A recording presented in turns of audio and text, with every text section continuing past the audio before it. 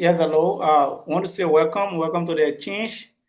Yes, indeed. Come, let us build the land. Come, let us build Liberia, wheresoever you are, what part of the world you find yourself. This hour, we want to say, come, let us build the land. That is the interpretation of our introductory song. Yes, come and come, let us build the land at this time. So we want to say welcome and welcome to the Exchange Forum. Wheresoever you are, we want to say welcome. The Exchange Forum is a 1 hour 30 minutes program brought to you online by a group of students situated in India. Today we are having uh, our group. Today we are having a group of librarians from Oman that's going to be talking on a talking point that the challenging situations of librarians in Oman. As we all aware that the issues of Oman have been, especially librarians in Oman, have been a tough one, have been a challenging situations where it has been turning one in Liberia where everybody wants to know what are some of those things that are happening to librarians in that part of the world. The whole lot of constraints they have been going through or been faced with in that part of the world. So today we have them and we're going to be speaking to them shortly on issues surrounding them and their well-being in that part of the world. So on that note, we want to take this time to say welcome and welcomes to the Exchange Forum. So we have our set of panelists today that will be going through that discussion. So we're going to start with them and they're going to be introducing themselves. And shortly we will get to our guests and our guests will introduce themselves and then we're going to the show. We're going to be starting with Daros. Daros, can you introduce yourself on tonight's show?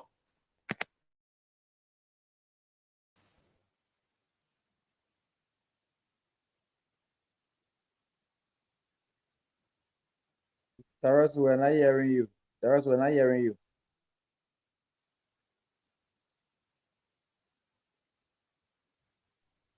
Check your audio, Taras. You are not coming in. Check your audio.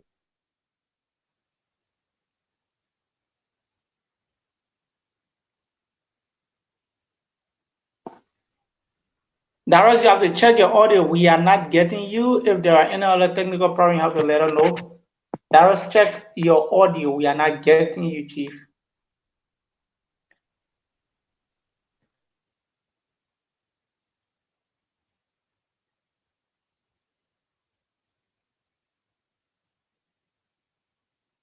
So while Dara is checking his audio to come back online shortly, we will take in Alfred to introduce himself. Good afternoon, good morning, good evening, wherever you are. My name is Dr. Alfred Jeke, a Liberian based in India, studying at the Radcliffe University, doing a master's in mechanical engineering. Please, I'm not getting you. I'm not getting you, brother. Okay, my name is Ambassador Alfred Jeke. Am I audible now? Am I audible? Yes, you are much better. Yes, yes. Okay, my name is Ambassador Alfred Jeke. I'm a Liberian based in India. I'm currently doing my master's in mechanical engineering, manufacturing, design and manufacturing. Oh, I hold a bachelor degree in civil engineering, a postgraduate degree in water and sanitation engineering. Uh, uh, I'm one of the panelists on this program.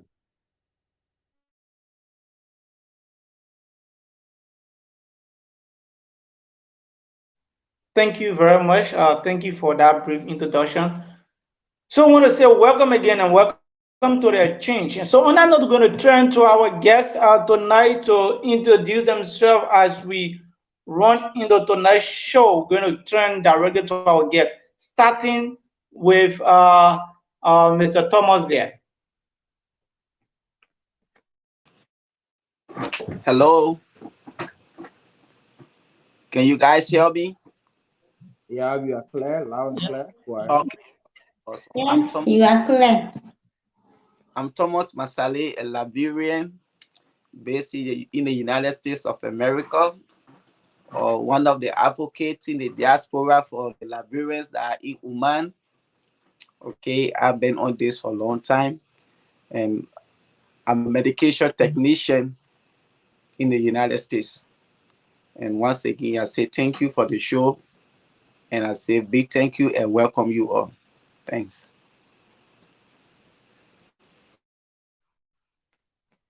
Thank you, Chief. And we're going to be taking our female that says Vivian.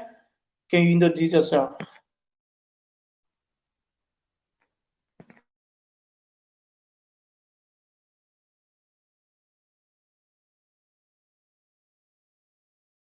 Oh my Jesus. Okay. Thank you ever so much. I'm Vivian Snagon, President in Oman, Acting Information Minister. I live in Oman, President. Thank you. Thank you very much. You know, when she said I'm acting information minister, I said, wow, means that we're really going to get the information today that our brothers and sisters wants to hear. So thank God that we get the acting information minister. So we're going to be listening to our brother to introduce himself, Mr. Pamo.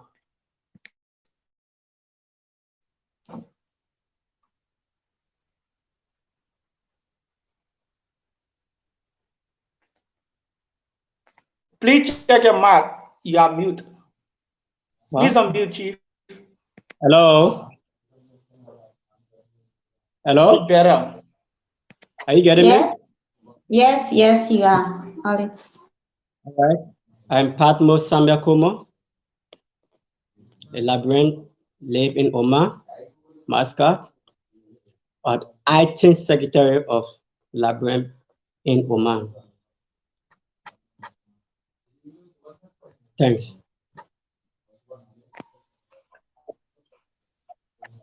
All right, thank you, and thank you so much. And we want to take the time again to say welcome and welcome to the exchange, and we say welcome wheresoever you are and whatsoever you are doing. We want to say welcome or taking your times to be here tonight on this unique forum to discuss issues that are happening around the world with our brothers and sisters. So on that note, today we will be going directly to the discussion. Before we start, we want to know how are you guys? How is Oman? What is happening? How are you in Oman? How is Oman? What is Oman when it comes when we talk about Oman? What do we go and what comes to our mind when we say Oman? How is the living conditions in Oman with Liberians? How is Oman?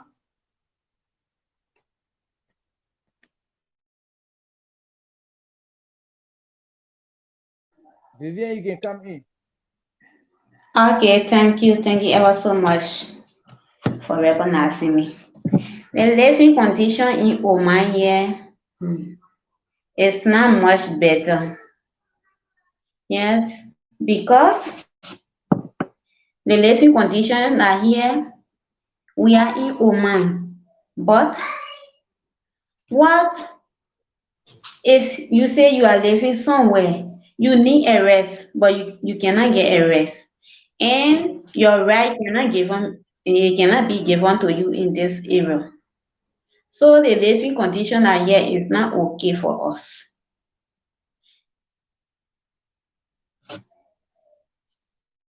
Okay, thank you very much. We listen to that. The living conditions in Oman is not okay. And she said, if you want to rest, you cannot rest. I think that's what she said. That's good. So before we quickly jump into the discussion is what is happening to Oman, can any of you drill or true what is the process to get into Oman? How is it like?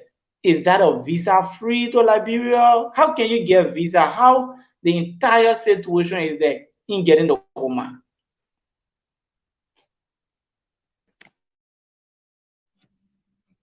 Okay. Can I count me? Yeah, sure. Okay. Come there. Okay, thank you.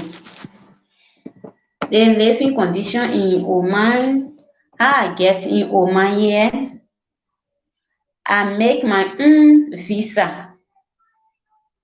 I made my own visa, but they said that they send us money to make a visa for us to make a passport. For the passport, we make the passport for our very self. Whatsoever that we did in Liberia, it was from our own pocket. But we Kenya is telling us that they pay money, our visa, our passport, even we are in a village, they send the transportation all for it. So they are misusing us. They don't even want to allow us to rest. And we spend our own money. You see? For me, I spend my own money before coming here. But they are telling me that they pay money for me and they took my passport off from me. I don't have passport. I don't have any other thing. Yeah. They never bought a ticket for me. Nothing. I did it on my own. Thank you. Good. So when we want to know, Mr. Pamo, Koman, Yeah. when we want to know how can you get in contact with the entire process of getting to Oman? Is that an agent? Is there an agent that you can use to get to Oman, or how is it like? How did you come about knowing that people are traveling to Oman on a daily basis? How? All right. Thank you so much for the question. Yeah, for you coming to Oman or the process of coming to Oman, it's like this. First day, we got the information all around spreading out, yes, what is in Oman. All right. So what we started doing, we started searching for where we can be able to have access and get to Oman. Are you getting me? We are getting you. We Yes, are getting All yes. right. So in so doing, we started searching in, let's say, in Moravia to a travel agency. At the end of the day, when you get to some of these travel agency and then you ask them, yes, indeed, I want to go to this place. Where? He said, Oman. And then if they have access to Oman, they will say, yes, I can process you to go Oman. So after that, then you ask them, what is the process to get to Oman? Now, there is a situation sometimes they mislead so many people to come here. When you ask them what is the process, they always come like this. No, accommodation is free. You have many days to rest. You have day off, and then your salary is like, let's say 500. So 500 Oman Riyal. So if they tell you that, you will be like encouraged, I have to get to that place quick. Now you say, how much do I need to get to Oman? Now they will say the sponsor said you should pay this. The sponsor for me, what I know, the sponsor said you should buy this, you should pay this.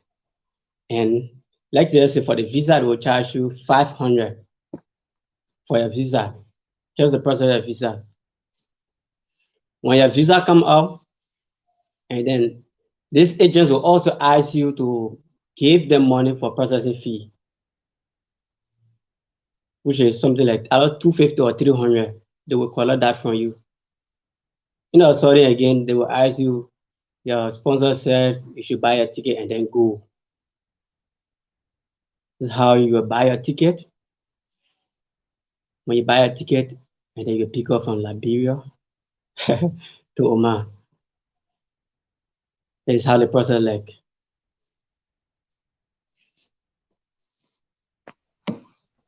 Good. Like I can. So after you are getting the Oman and then you understand all of the process, all the money being paid from one agent to another agent, getting your documents from one stage to another. After getting the Oman, how is the situation like? Is that everything is said, like you stated that okay, you get a rest, you get $500 per month or per day or per week. After saying all these things, are they the actual thing that's happening there? After getting the Oman, All right. what do you saw? All right. Thank you so much again, once again. And for that, the information that was given on to us, it was a fake information. To our Liberian sister, it was a fake information. Because all of these things they mention, when you get here, is different.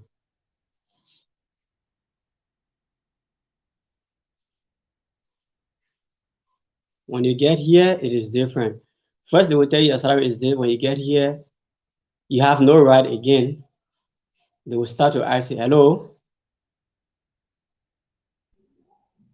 Yes, yes, we are getting clear. hello,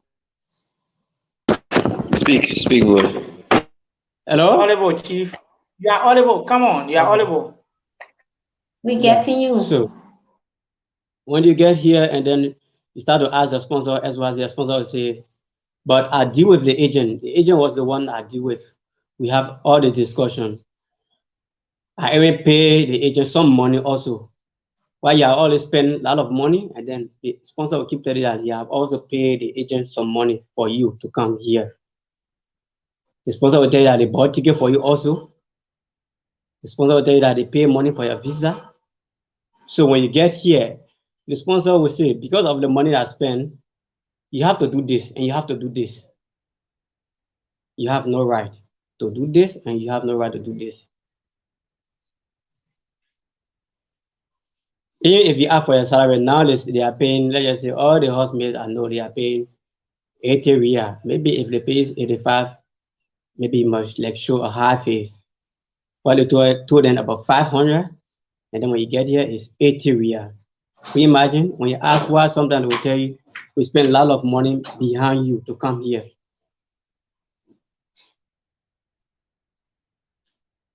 So yeah, okay, All right. yeah. So in other sense, I would take my other panelists very soon. They're going to come in with their cross pollinated questions on the issues today. Whatsoever you are following. I want to say welcome to the exchange. There's a change forum today. We are hosting our brothers and sisters from Oman speaking on the topic challenging situations of Liberia of Liberians in Oman. So today we are speaking from that. So after paying all this money that you are talking about by the agents to get to the Oman, is that they are demanding that the money you pay or they pay for you to get to Oman, that you should work and pay them back that money, or what the money is actually for. Are they the one going to hand you over to whosoever that process your documents to get there, or what? Come again. Are you talking about the agents in Liberia? I'm asking that you said if you have just mute and then you get the question. Just mute. Okay. Okay, good. So I'm asking you are saying when you get to Oman and then the people are going to say, okay, we pay that money for you, we pay that money for you. So for anything, you should pay back the money or you should go and work for a particular time. Is there a time limit that you need to work for before you be released? I know probably in whatsoever thing they carry you for, or you're gonna work all through. That's what I'm asking. Okay, can I come in? Yeah, come in. Okay, once more, Joshua M. Salih Senior, acting chairman of Liberal Community in Oman. As to regard to your question, you know, the information that was given and the contract that was signed with that of the clients and the office are different information. These guys will tell the girls that we have a job for you. Some of them said they didn't tell them that they were coming Oman. Some of them they told them that they were going to Dubai. Some of them they told them that they were going Europe. Some of them they told them that they were going different countries. Okay, the contract, the actual contract is 6 months. 6 months these girls are to work for 6 months. That's the actual contract. That's the deal between the office and that of let's just say the sponsor. When you carry the person to work for 6 months, the sponsor and that of the office don't have no deal. The contract is over. But if the person work within the course of 3-4 months and the person the sponsor don't like the person, the sponsor get right to take the person back to the office and the office will find a different job. But these agents will be the one to tell these girls, okay, you are going for 2 years visa. The 2 years you forced to end your 2 years. And after you end this 2 years, in this time you don't get a day off, you have to get it, you're going to be working, going to school, all of these things. But the actual, to answer your question, the actual time is 6 months. But now these sponsors will demand these girls to spend the exact 2 years because the visa that is being given is 2 years visa. So this sponsor will demand them to spend exact 2 years. Even if the person spent 1 year and let's just say they want to go back or something come up, these sponsors are going to demand them to pay the sum, or some of them can even go as far as telling the trainer to pay 1,000 riyal. And 1,000 riyal is something, let's just say almost two to 3,000 United States dollars. After the person has gone 6 months, and when you call these agents, then they will tell you, say, no, you got to spend the 2 years there. Some of the agents don't even answer these girls. So the information that had been given to them were misled. It was of recent time when we were able to get hands on their actual document. Somebody screenshot their document. They went, they took the document from behind their sponsors and then they screenshot it. And we saw the contract. The contract is there for 6 months. What these sponsors did do is that when the children come, they will hold fast to their documents, their passport, their resident card, everything they hold fast to it only because they want them to spend the exact 2 years with them. That's the constraint these girls are going through.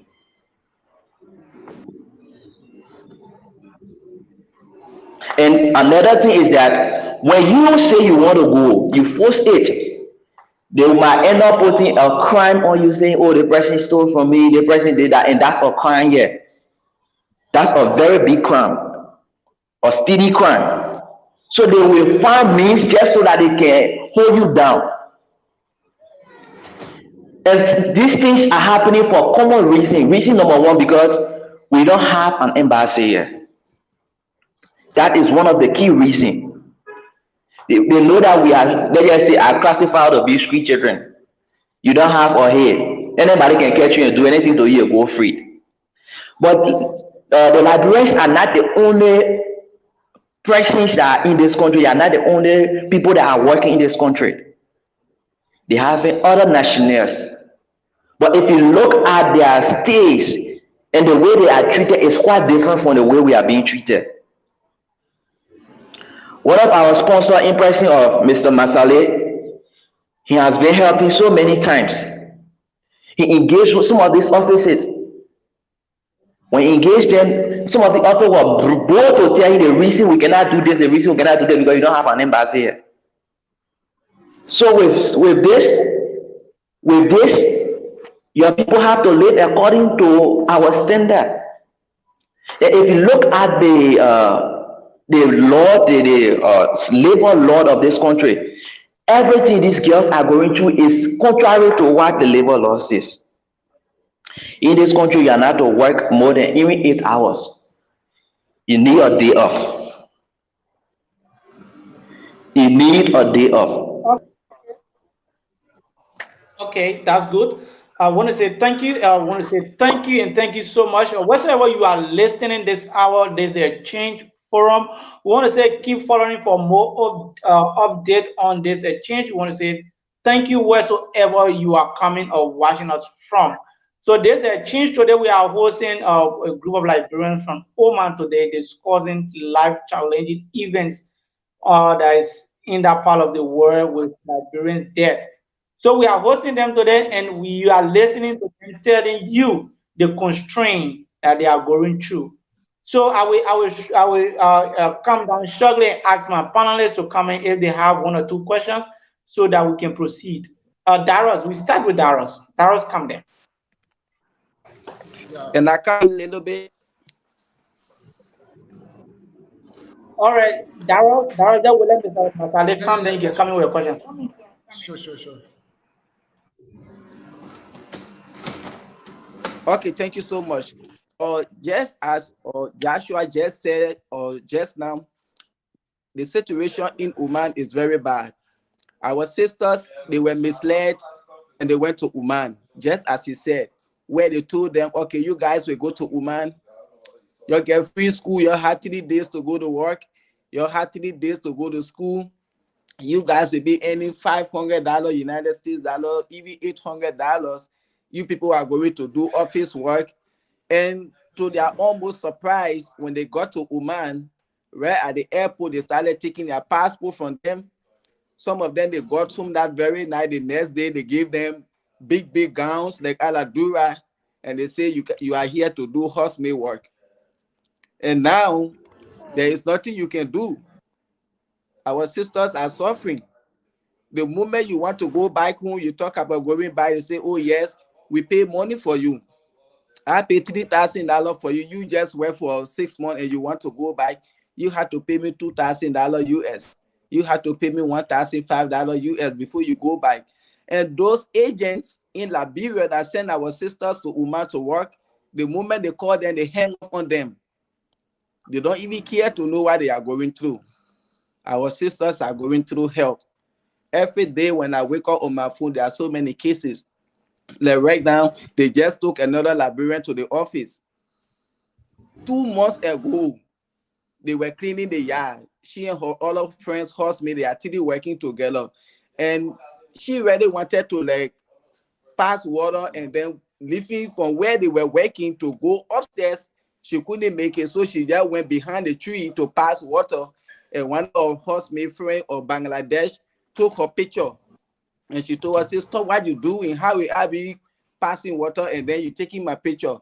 And she went and gave the picture to the madam 2 months ago. And the madam called her, she apologized. Said, oh, sorry, I was jammed. And the madam said, no problem. But just because she haven't paid her salary yet, and she said, oh, why up to now you haven't paid me since the month? And for that reason, she used that picture now. She said the girl went and urinated in the yard behind the palm tree. For that reason, she don't want her. She went against the law of their country. Your friend woman not supposed to see your nakedness. They just took her to the office. I was just on that other case. So our sister, they are in Oman, they don't have time to rest. That's why I always tell the agents in Oman that what the Liberians are undergoing in Oman is I could refer to it as well slavery. Because a normal human being is supposed to sleep for 8 hours. How will you wake up in the morning, 4 o'clock, you start working from 4 o'clock in the morning to 12 o'clock in the night? You only sleep for 4 hours, then you come back to work. You see, that's what I told them. Liberians are working more than 17, 18 hours, and it is against human labor law. Every day I read a law and I study it. No one is allowed to work in Oman for more than 40 hours a week. No one is allowed to work in Oman for more than 5 days a week. You work from Sunday to Thursday, Friday, and Saturday, you are off. But our sisters, they work in Oman 31 days in a month. They don't have a day off. The higher they sleep for sometimes is 5 hours.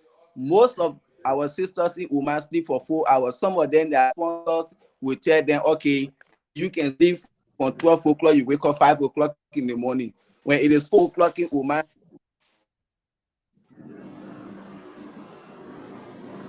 sisters are they don't have day off, they don't have right.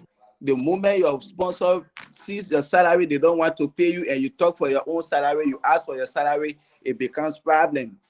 Justina, another case that I'm handling again, because she asked for her salary, they beat her, she was unconscious, they put her behind the horse, and then they call the police that she fell from second floor downstairs and she passed through the zinc. That's why got the bruise all on her skin, her arm got spring, everything. Because we don't have embassy in Oman, we don't have no representation in Oman, so our sisters are treated like slaves. Our brothers are there, but what our sisters are going through, that's not what they are going through. Because all the cases I receive from Oman on a daily basis are only our sisters. So this is the problem. Their living condition in Oman is very horrible. It's too frustrating and disturbing. Sometimes when I receive some cases in Oman, I feel so frustrated, I lose appetite to eat the rest of the day. So our sister was misled by our Liberian brothers who sent them to Oman to work in the name of they were going to go to school and to do office job. They never told them they were going to do hospital work. That's why I always tell the agent in Oman, if Liberians were told that they were going to Oman to do hospital work, you was not going to see one Liberian in Oman. Because those children can even sell cold water in Liberia and get up to $200 at the end of the month, instead of working for 17, 18 hours for $200. And if you are working with Okay. me and then my work is done for the day, I will tell you, okay, you have to go to my sister's house to work. You go to my sister's house, you work there, and then I will tell you, you have to go to my mother's house to work. Most of those children work to 3, 4, 5 horses a day Okay. for Thank eating you rehab. very much. So Hello. that's what they Yeah. are going Okay. through there. Thank you very much. All right. Thank you very much. Whatsoever you are calling us, we want to say welcome and welcome to the Exchange Forum. On this forum, we bring to you a lot of interesting stories that is happening or affecting Liberians around the world. Today, we are in conversations with a group of Liberians from Oman today. And as you listen to them, they are giving their stories. They are the direct testimonies of what is happening there. And as you are listening to them, I want to say welcome and welcome to the exchange. Just hit the share button so that the stories can go as far as it can. So we're going to take Darius right there to ask him questions. From there, we'll go to Alfred Jacket. These are the panelists seated for tonight's discussion. So Darius, you can come there. Yeah, thank you, Elijah. Thank you for the time. Actually, I think I'm aware of some of the situation in Oman. Maybe it will not be 100%, but I had a friend there, I had a sister who just went back to Liberia on her own, also based on the scene, misinformation and all these things are happening to you guys there. It's something that is very, very sad for us. And 90% of these cases have been reported to the Liberian government, and yet and still we are still receiving cases. But my question have to do with, let's say my question goes to Mr. Thomas there, who have been, let's say, superseding this process of helping Liberians or there in Oman to go back home, especially for our sister there. Mr. Thomas, what the past times you have been helping the our sisters in Oman there. I want to know what's the relationship with you and the government, or how's the government handling the situation between the agent in Liberia and the agent in Oman? How things have been working? Because I want to understand if the Liberian government have engaged this agency in Liberia that send these girls there in Oman, or they are still just on the basis of establishing maybe relationship or bilateral relationship with the Oman government to send them back to Oman. I mean, to send them back to Liberia.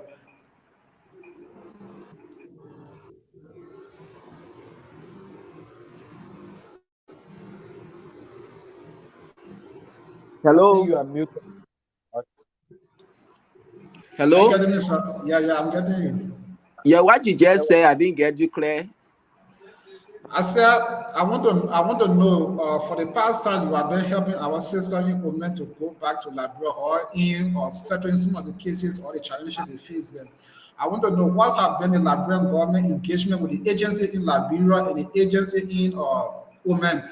What have been the relationship or what the Liberian government is doing to see how best to stop our sister that have been, let's say, traffic or human traffic, the process there. What the Liberian government is doing about it? Um, I will tell you nothing because since I started this Oman team, receiving so many calls, so many complaints from Oman, wherein I will call the office, you will tell me, oh yes, or Mary is in a problem. Her sponsor did this to her, or the agent did this to her, and I will call the agent and I call the office. Okay, yeah, this is one of my citizens. She's over there, and I received this complaint. And sometimes some offices they will tell me, okay, we don't know you. Okay, if there anything, we only want to hear from the agent in Liberia who sent Mary to us. We don't know you. And some of them, sometimes I talk to them and they will tell me, okay, what Mary did, and we will go through it. And I've been on Hot FM in Liberia. I've been on Burner FM. I've been on Prime FM, those radio station, always calling the government attention to what is happening in Oman. Okay. But all what I've been doing, I haven't seen the government doing anything for our sisters in Oman there. Even some of those statements, if they want to go back, they will tell you, oh yeah, you had to pay expensive of 1,500 US, 2,000 US. And they have to call their family back home in Liberia to see how best they can pay that money. Or sometimes if all the money they work for in Oman, they were saving to go back Liberia to change their life, they will take that money and give it to the sponsor. And then we will start asking people for donations to see how best we can get plane ticket for them to go back.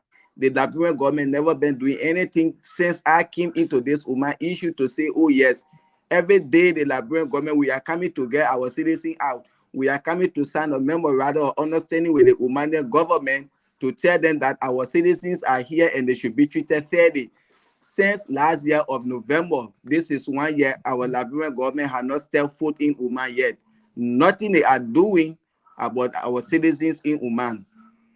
Nothing. Okay, I have cried, I yeah, have yeah. called, I have cried. Nothing has been done since November of last year up to this November 1 year now.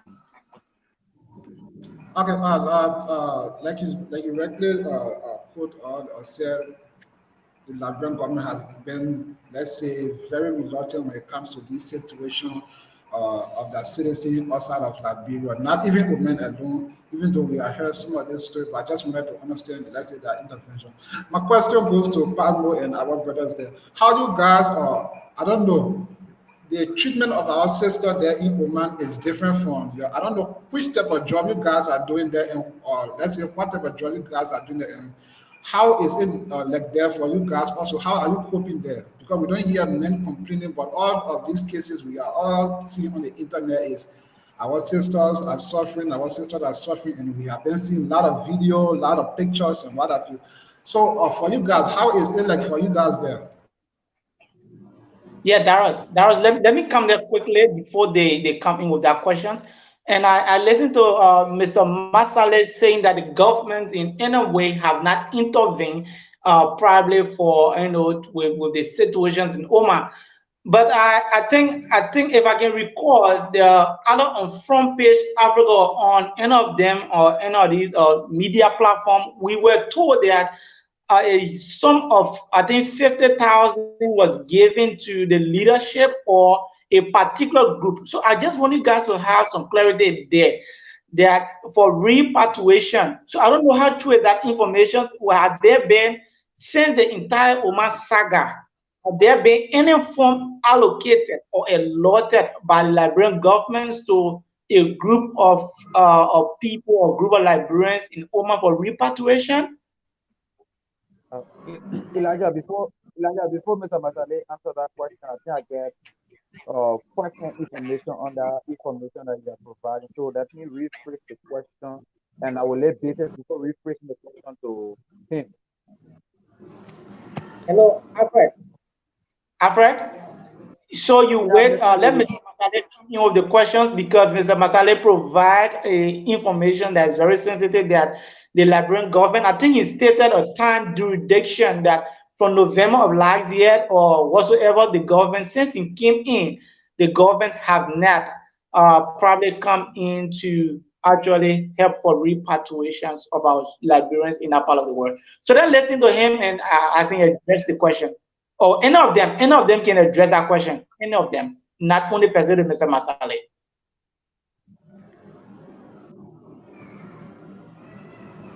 Hello? Yes, yes, Hello? go ahead. Yeah, go ahead. Go ahead. We're listening to you. Okay, yes. In regards to the money you're talking about, the 50,000, I heard about that money, but for me, when I got into this Oman issue, I heard about that money, and means that money, I think it was used mostly in repatriation. Most of the Liberians that were in Dubai at that time, yes, that money was spent mostly on most of the Liberians that were in Dubai. You see, if they say some of that money was spent on to repatriate people from Oman, I don't think even they have up to 10 to 50% that were repatriated from Oman at that time with that money. I heard they said 50% were repatriated from Oman at that time with that money, but that was not true. That money was used mostly at that time. The crowd was so much in Dubai than Oman, and that money were used to repatriate people from Dubai means than Oman. So if that money were used for people in Oman, they were even less than 10 or 15 that were repatriated from Oman on that 50,000. Because since I started this issue, whenever I call a counselor in Oman or in Dubai, we need to get plane ticket for X amount of people. I have sent names to the counselor in Dubai, more than 50, to help them get ticket to go back home. And he told me the Liberian government gave him 50,000, and that money was exhausted. And he used the personal money to buy ticket for people. And right now he don't have money again to help. You see, so that 50,000 were used ever since, and most of it, according to him, were used to repatriate people from Dubai. It was not ready for Oman. If people were repatriated from Oman, that money was very less, because I had sent him more than 50 to help them get ticket back home, and he told me the Liberian government no longer giving him money since they gave the 50,000 to him. Good. So are you telling us that the 50,000 that were allocated to counseling general or probably the leadership for the entire repatriations were allocated for two different countries, that is Oman and that of Dubai? Yeah, I think it was for UAE, but half of it were used in Dubai. That money was for Oman or Qatar, that or Dubai. In the UAE, those Liberians that were stranded there and were calling on the government to go back home.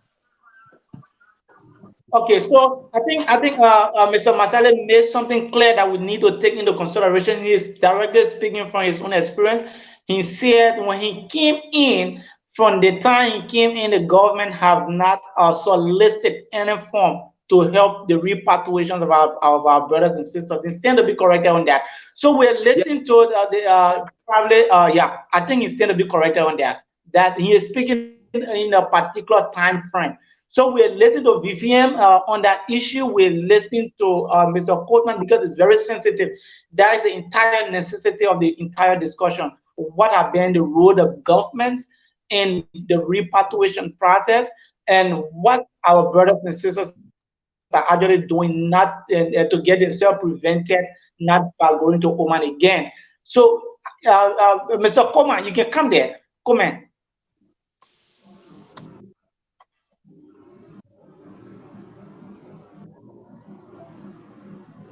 Hello? Yeah, you are audible. It, Yeah, there have been, I didn't really get you. I didn't get you. yeah, we are getting you. Can you read into it?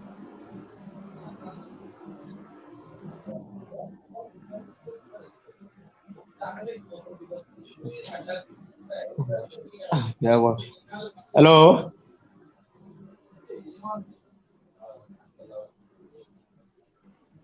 You're Hello, right. are you getting me? Hello. Are you getting me now? Yeah, you are on the chief. Hello? Yeah. Roof, mute Hello. yourself. Roof, mute. Your feedback is coming. Roof, mute. All right. You are audible, chief. You can continue. Yeah, you are asking question. I didn't get the question. The question is, have there been any point in time where the Liberian government allocate a fund for repatriation of our brothers and sisters that are having hard time in Oman living conditions? Can you recall any instance of such? No, no, no, no, no, no. All right. Let me just come in on that. It was once a time when I called in UAE to the consular, and he make it clear to me by saying that he have called on the Liberian government towards the Liberian girls in Oman process. And then since then, the government always been saying that they will get back to him. They will get back to him. They will create funds. But since then, he said that he always been like using your own cash to even help some of them to get back home. So, even because of that, you will have to post up there until the government can come in and give funds so that you'll be able to help others that are even in the safe house to be able to get back home. But since then, nothing have ever laid out on or even here that the government have provide for a Liberian girls in Oman to go back. Nothing. People are only doing it by themselves, taking it from their pocket to help.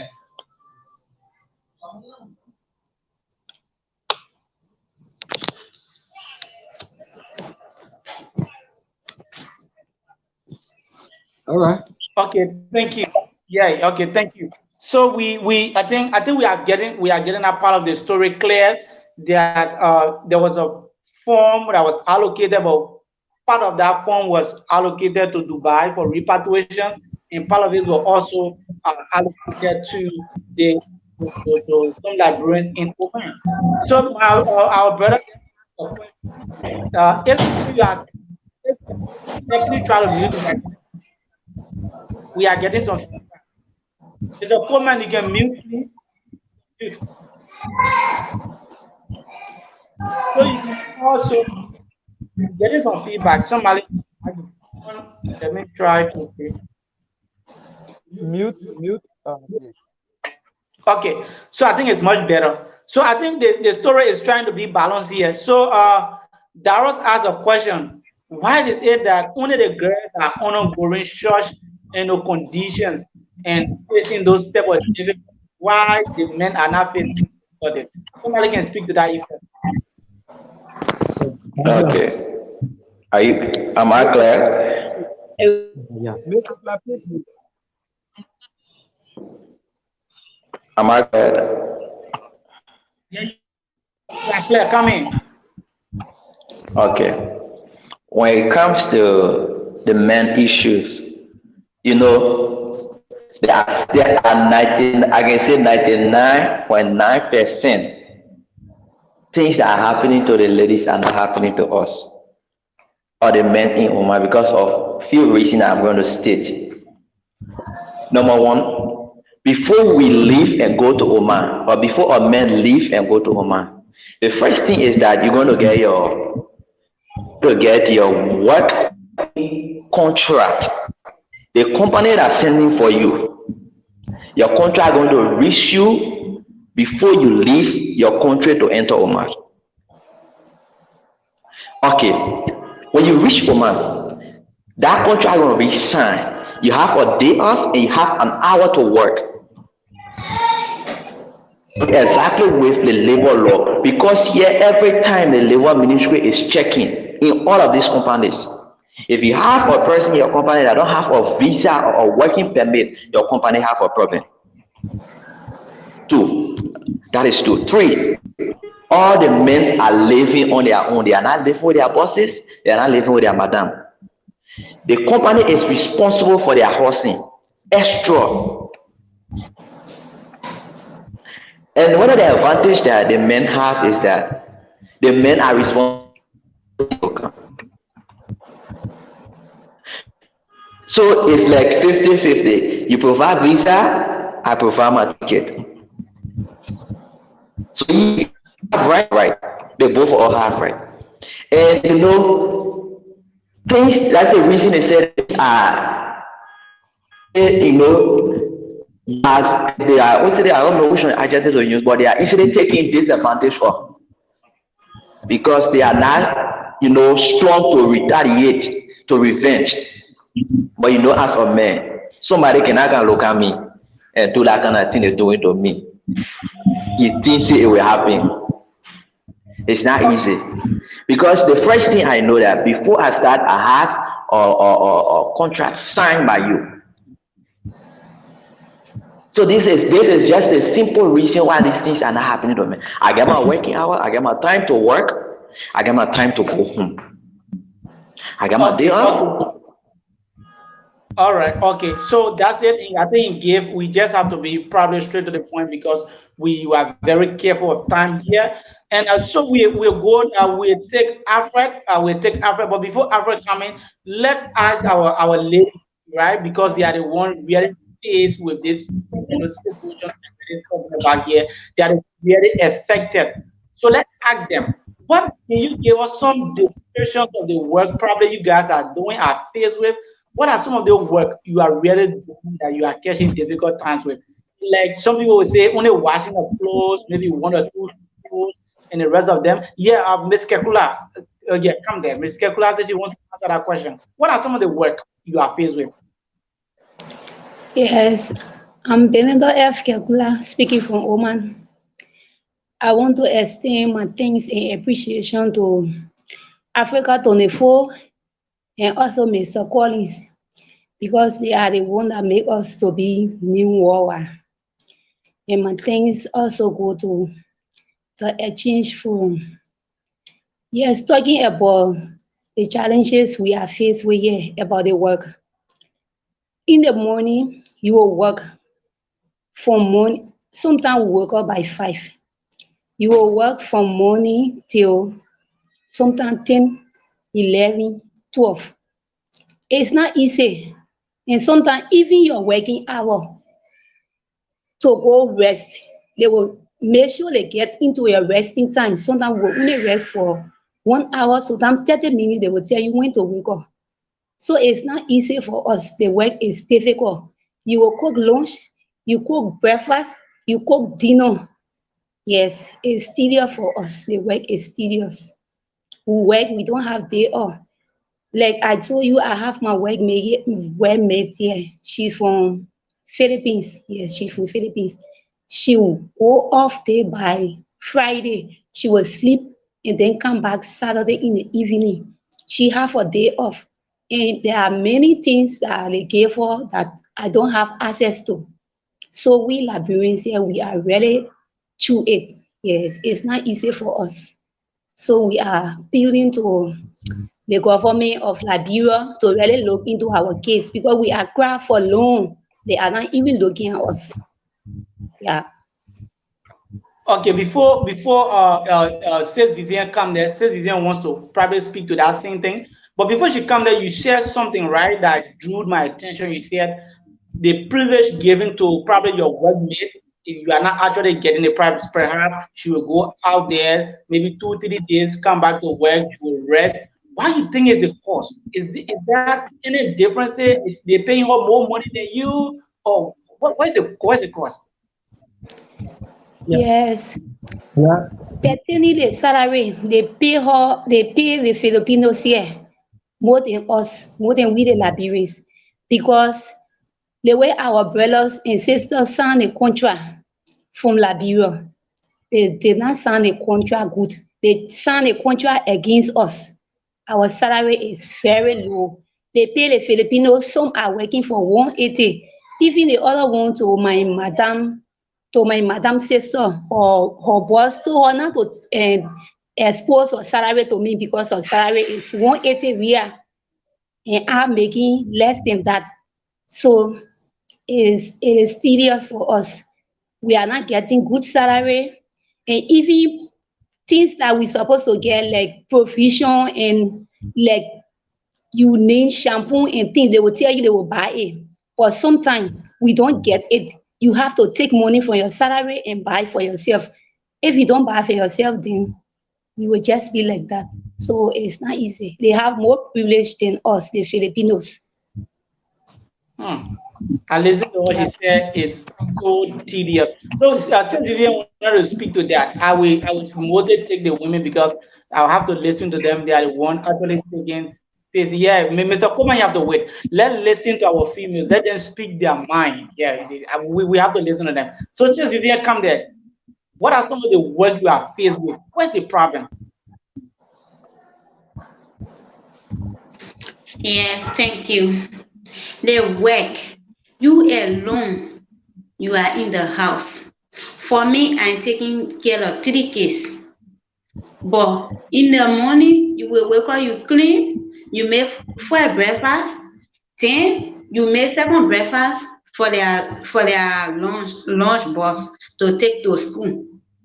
You will wash, you will iron, you will cook, all the work is on your own.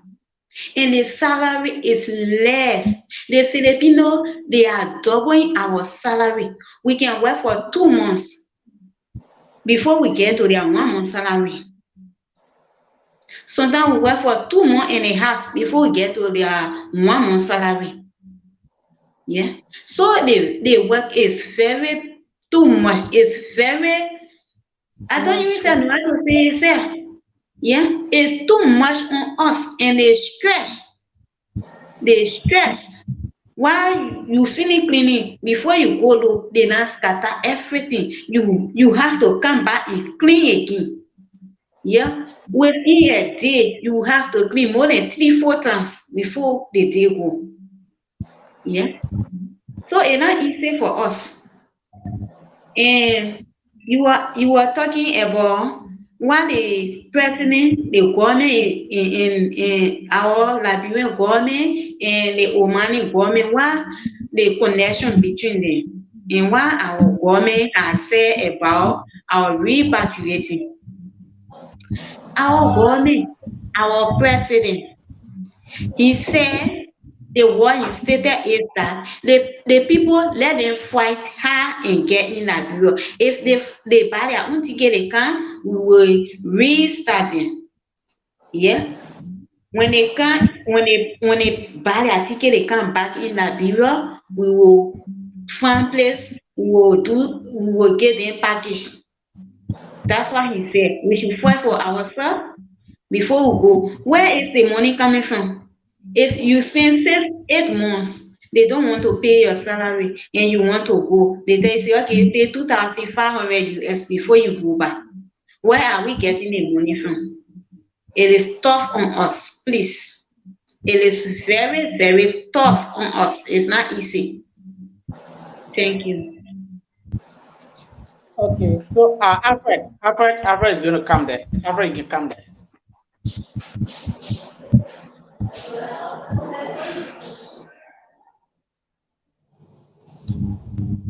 Hello. Yeah, Alfred, are you there?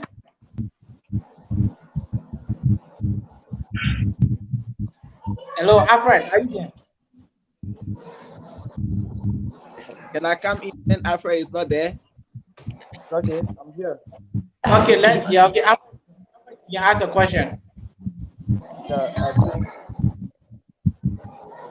uh okay, somebody, the feedback is too much. I think the other guys have to mute. The feedback is too much. I'm getting so much. Never. Elijah, please mute everyone. You have the icon on your computer, you can mute everyone. Okay. So first, thank you guys for appearing. We have heard most of the things you are saying, but first I want to know. Mr. Thomas make mention of the consulate in Dubai, which recently we have the Liberian community in Dubai appearing on the show. Mr. Thomas, I want to ask you a direct question. Please, please mute. The feedback is too much. Mr. Thomas, I want to ask you this question. Do you confirm that you know that there's a consulate in Dubai that is in touch with you guys in Oman? My first question. Or in regards to your question, if I'm aware there's a counselor in direct or contact with those guys in Dubai, in Oman, is that a Yeah, question? in Oman. In Oman. Yeah, that's the first Or question. really, to that question, or I'm I'm not really sure of that, because I got to know the consulate or when I received a case and they told me that they get a counselor in Dubai that is covering the whole of Oman. So that's how they gave me his number and I started talking to him. And since I started talking to him on all the cases that came to me from Oman to help get people ticket to go back to Liberia, none of those cases were solved. But I was told that he covering Oman and that of Dubai as well. But since I got in touch with him to work along with him, all my cries to him to help get people back home in Liberia from Oman, none of them were ever solved.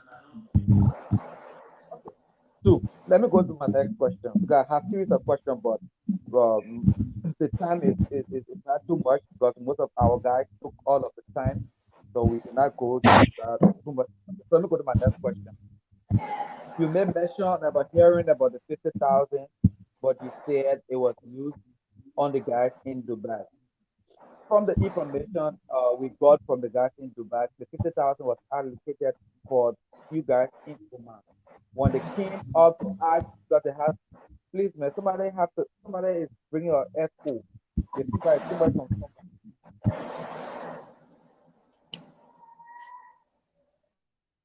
Okay, thank you. It's good now.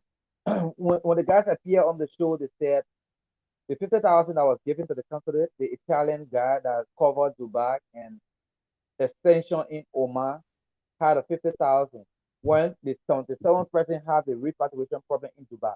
But when they got to him, he said he cannot use the money on them because the money was purposely allocated for Oman. Have you ever communicated since you heard the rumors about the 50,000? Have you ever communicated with the counselor to know how far was he with the group in Oman? And to follow up with that question, when you answer, then I have another question for you. Or in regards to the 50,000, okay, the way I got to hear about that 50,000 was, there was some people, some group of girls who were in prison. I can say they were in their office. They paid that expensive to go back home.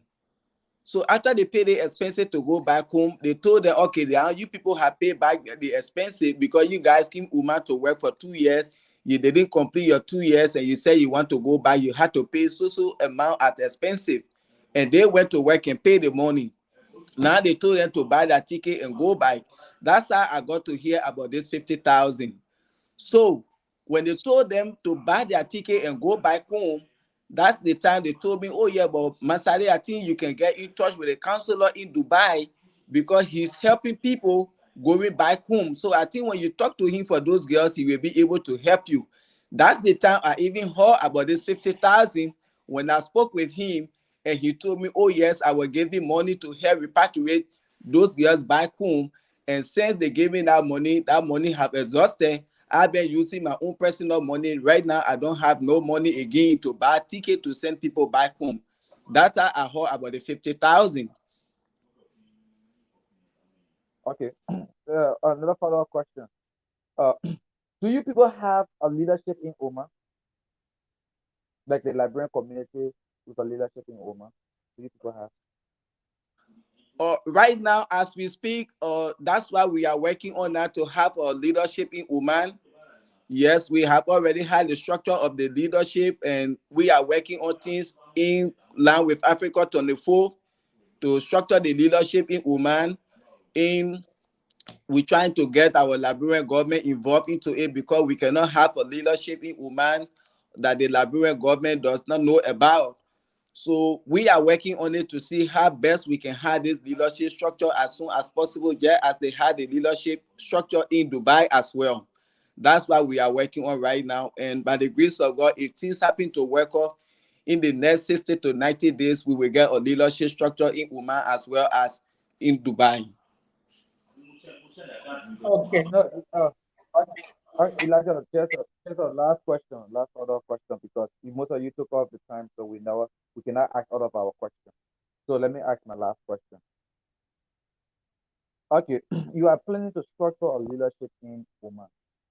In structuring a leadership in Oman, because Dubai have a leadership, because they have a consulate that is based in Dubai and superseding activities in Oman. Do you have a contact person in the government that you can get to quickly to intervene? Because if we, in retrospect, we had some situation of few girls repatriating with some advocacy group in Liberia.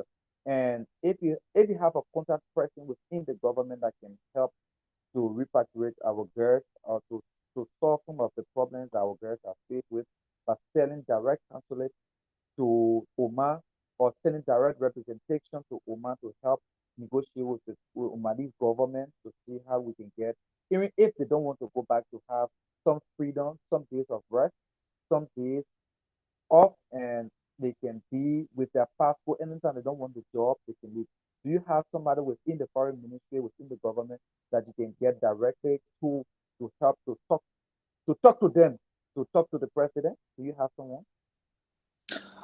Right now, that's why we are trying to get someone to do that for us, because for me, I'm here in the US, and those other people, they are in Oman. So I'm part of the community. I'm part of the structuring team for the organization in Oman. I'm one of the advisor. Yes, we have the advisor. One Abdullah, he's in Liberia too. He's one of the advocate for the Liberians in Oman. Okay, he's the advisor, and I'm next to him.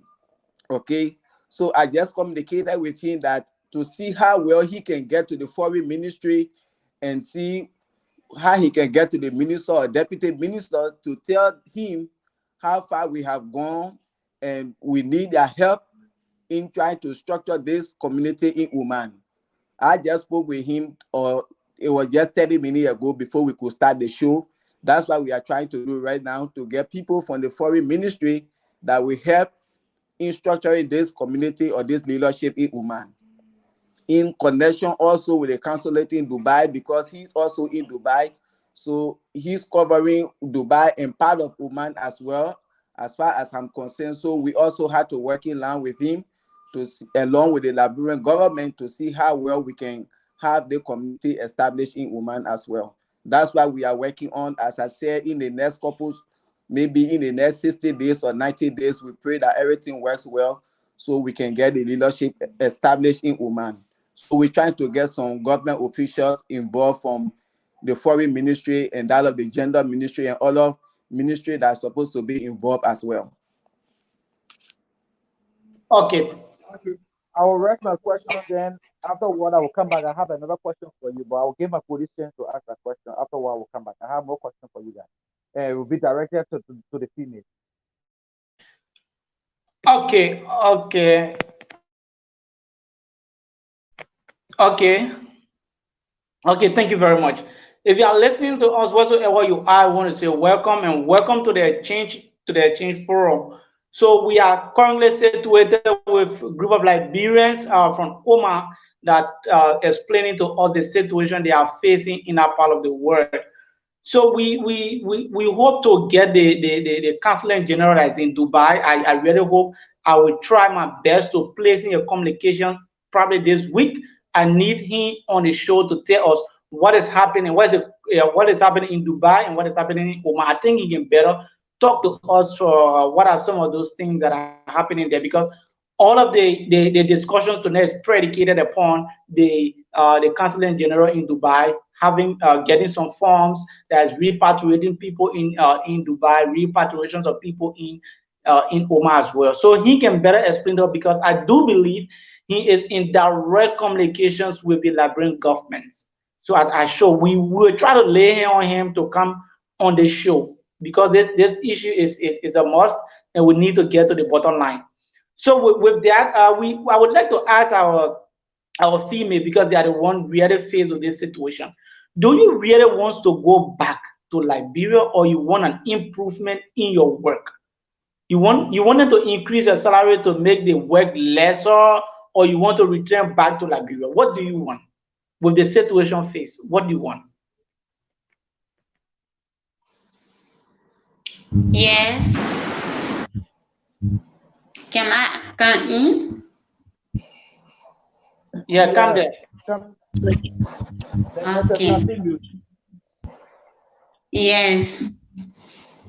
What we want here is that because we are already here, the people, they are not coming for us. We are seeking for them to come on our ill. Our friends, then they are in a cell. They are suffering. Some of them are outside. No food, even place to sleep. It's not easy. We've been seeking for them to come on our rescue. They are not coming. So what we need is, since we stay here, let them add our salary up. Let them give our day off. Let them come and release our friends then from in a cell.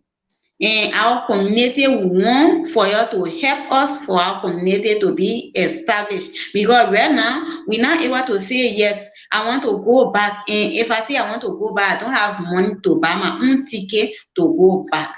So I want for my salary to be allow. I want for my day off to be given to me. Yeah. And our friends then are in a cell there. They are going through a lot of difficulty because they are in a cell. They will open the AC for them. 4 to 5 AC, they will open it to the last fountain. It will be blowing on them 24 hours they inside it. They are not eating food.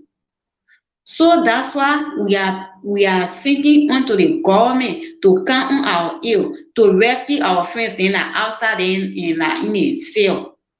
That's why we need our community to be established. That's what we need. Thank you. Yeah, we take, let take we'll come to calculate. Yeah, we'll come to you. Yeah, I guess with a minute. But let listen to sales roof matter. Sales roof. With everything that we are hearing, Oma is not good, Oma is this, Oma is that. What do you want? Do you want to go back to Liberia, or you want an improvement in your job, improvement in the salary? So you want homolization. The government of Liberia should come to Oman and tell us, look, the way you are treating our citizens is not right. You need to do this, you need to do that, increase their salary. Or what you want, what you really want. Speak to us. You are Thank muted. you very much for the question. Yeah, what I want for our government to do is that I want for our government to step in because this is not a individual issue or just a group of people issues. This is about government to government because if we ourselves we just we cry every day, Oman government will not hear us. Our government will hear us. But how Yes, will hello, we be? hello, hello. Hello? Just wait Yeah, a hello. minute. We have yeah, people following from Oman. Just wait a minute. You answer the question. So let take the caller. Some of our callers that are following. Let's listen to them and hear that part of the story. Hello, caller. What is your name and where are you calling from? My name Definitely Johnson, calling from Oman. Okay, definitely. Let me hear you there. Yes, about the issue of the cell, how we want to, if we want to go back or we want to be here. We want to be here because we are already here. But the main thing we have to get our freedom, we have to get our passport, a view of, and if when we don't want to work, then we can change our location. When we know the work is very hard for us, we change. But now It's not looking at that. So that the main thing we really want our community to establish that we able to get all those necessary good treatment. All right, thank you. When you're sick, you can work.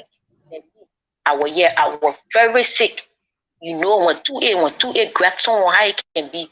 I was still working and I'm taking care of child. You working, you taking care of the whole house. Not to say all of one there will leave for the other person. Even when you're working, somebody come to the gate to go, they knock at the gate. You will deal that when you go open it, that gate, you come back. You sweeping, you washing, you pressing, you taking care of child. All those things. So we really, really need your help. Okay, thank you very much. He say they need an improvement in the job. So that was the voice that says definitely we're going to take the other caller. Just be a little patient. Let's listen to this other caller. I'm sure she is calling from Oman as well. So let's listen to her when she comes. Hello, caller. What is the name and where are you calling from? My name is Diamond Tonga. I'm calling from Oman, President. Okay, let me hear you. Yes, sorry, I got fever a few times. I got cold, so my voice a little bit bad. Yes, I'm really very happy tonight to even call because I've been trying to get on the show, but my internet can always give me hard time. I can be able. So, thank you so much for the efforts from the beginning. You're establishing with us. We pray that you will continue to be with us until we can get our goal. Yes, the question you're asking, I was just on the line just now. The question there about what we want. That question tells me we need freedom. We need freedom that they owe us. We need freedom that the Filipinos, because the place I'm working now, I work with along with Filipinos. They got freedom, they got day off. The people don't talk to them any kind of way because they are well known here. They are known, they are well known. They even got their passport with them. She even showed me, one person showed me their passport and said, "Where is your passport?" I said, "No, I don't have passport." She said, "Why? Am I there?" Yeah, you are audible. We are hearing you. Okay. She said, "Why you don't have passport?" I said, "I don't have passport." She said, "Where is your labor card?" I said, "I don't have." She said, "But why you allow people take it?" I said, "But I don't know." She said, "But then you have to ask your agent."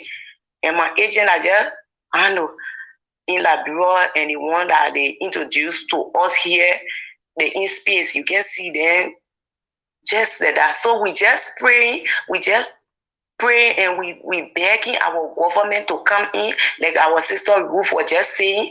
We can't do it on our own. We will cry for now to judgment day. If we even say we're collecting money to do paperwork on our own, or Mr. Masale will help us, it will not still work, because our government need to be involved into it, that it will be well guaranteed, that will be well known that our diamond will wake up in this fence. If I still want to work with my people, I will tell my madam, "Oh, madam, today is my day off." She'll say, "Yes, you can go." The same way the Filipino people are looking here. We are human like them. They got blood, we got blood. Okay. Then why they treating them like human being and we are not treated like human being? Okay, thank you very much. I will listen to what she make a point right there. We say thank you. Thank you very much. I made her point. Someone is calling again. The line is really hard tonight. So let's take this other caller. Then later we can come back to our guest in studio today. So then listen to this caller. Hello, caller. What is the name and where are you calling from? Yes, I'm the same person we're talking, Dekonti. Okay, Dekonti. Let's hear you. One minute, please. We have no time. I will talk. Oh, yes, like I was saying, we here and then they don't give us day off.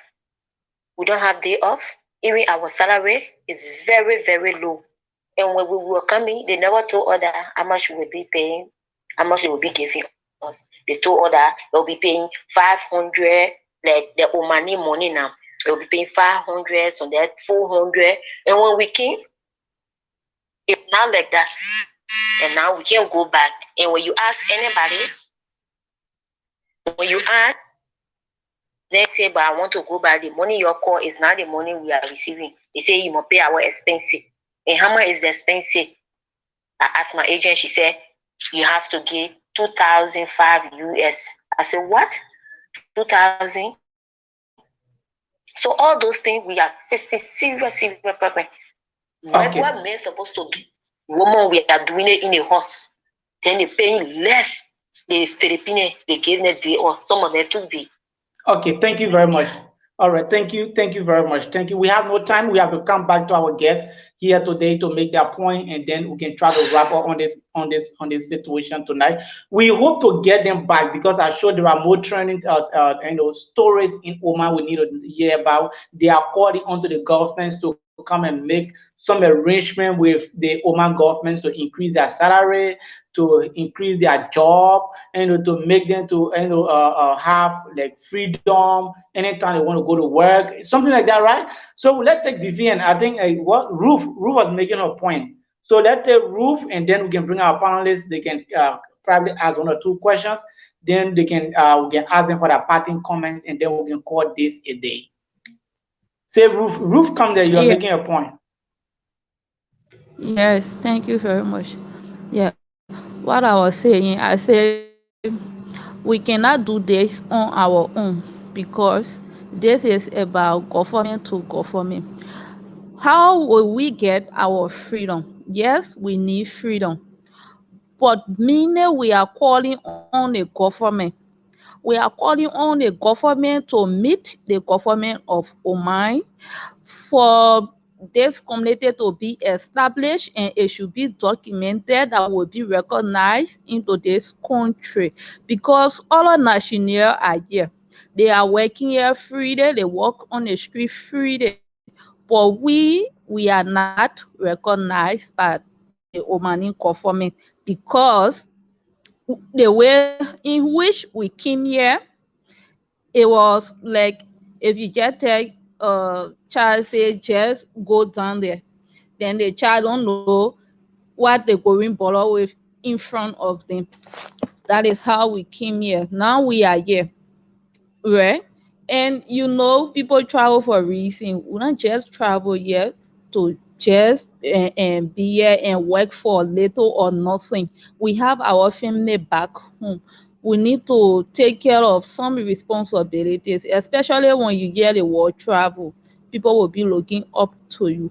So all I have to say, I want for the government to step in. This is the main issue because if our government come in and this be documented for this community to be established, I can assure you that we will get our freedom. We will work here like all us.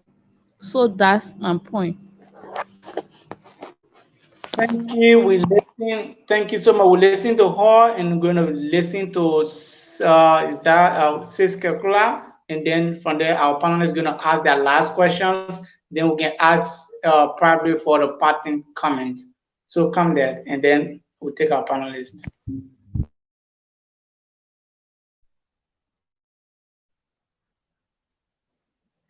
Yes, I want to speak on. I have course. I want to speak on the question that you asked that if we want to stay here or what we want. For most of all, we the girls, we want to stay here after our contract. Yes. For Omani have their tradition. And the tradition is they send for you in your country, when you come to them, you work. After your contract, they send you right back. So we are pleading, if our community is established, I think the community will be able to help us after our contract to get all from them in our passport because that's their tradition. After your contract, they return you to your country. So that's why we are really pleading for this community to be established because I think the community will be able to help us after our contract. Yes. Okay, thank you. She said they want to stay, but the government should come in and help them. So Daros, we start with Daros. From there, we go to our brother, and then we try to conclude because we have a very, very limited time. We are probably exceeding our time now. So Daros, you come. Yeah, actually, are you getting me? Actually, what I'm understanding, or what I'm getting to understand is that the girls in Oman there and the guys there, there are different ways in which the window, which is that the girls there they are not on contract, and the guys there they are on contract. The girls there is there like it's slavery, like Mr. Thomas said earlier, because like our brother said, you see the contract between this our brother there and the Romanian government and the lab, let's open the agency in Labrador, it was signed before coming into document. But for them, I think there was an agreement that was made for the back or buyer agreement, and then they just fall into it, and that's how they were trafficked by those agencies and whatever. But I want to. I want to ask my sisters there or what have you. You are seeing one improvement in, let's say, your job and what have you, like the Philippine, uh, let's say the Philippine where they are making money more than you guys and what have you. I want to know something concerning your passport issue, or let's say how your passport was taken from you. When you got to Oman there, the agency or whatsoever that responsible for you there, or that took your passport or whatsoever they took from you, or your traveling document or your essential document there, they took from you. There have been enemies like I don't know, but like having because back then I got a information then like you had a chat room and you were discussing with I think someone from the Ministry of Fund, I mean from the Ministry of Foreign Affairs, something like that. It was back then in February, no March. At that time, one of my cousins was there also, we were communicating.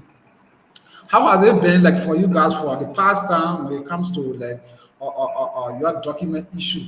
There's any means of you getting your document from the traveling agent, or there have been any means of harmonizing with your agency there?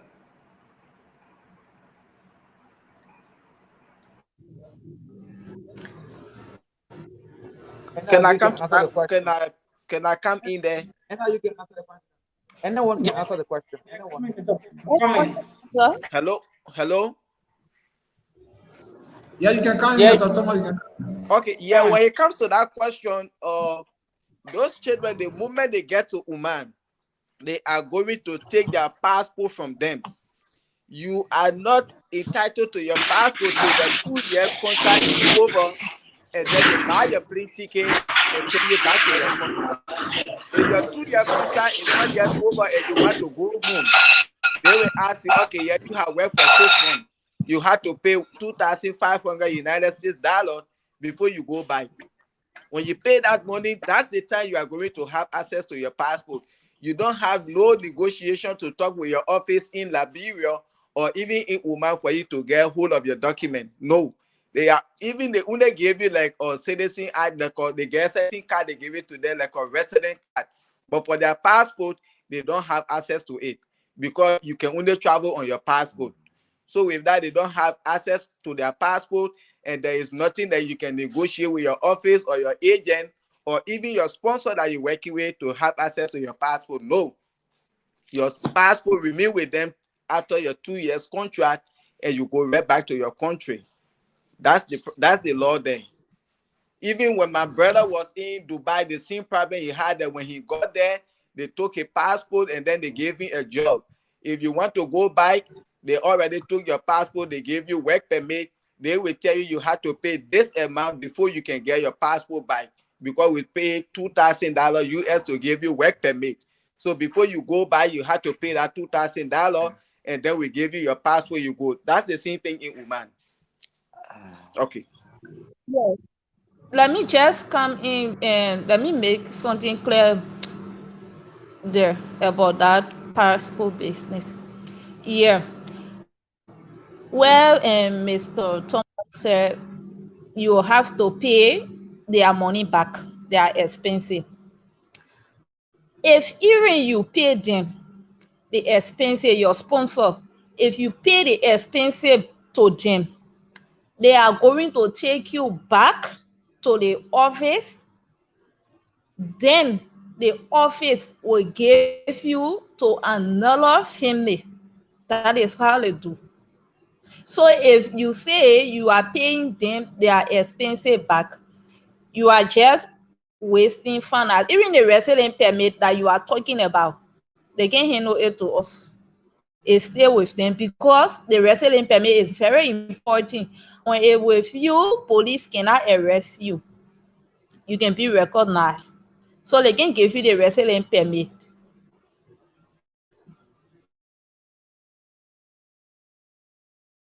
Okay, so we're going to take Alfred. Alfred, you can come in with your questions. Then, Okay. Thank you to our guest. Appreciate you guys for coming on and happy to see you guys strong.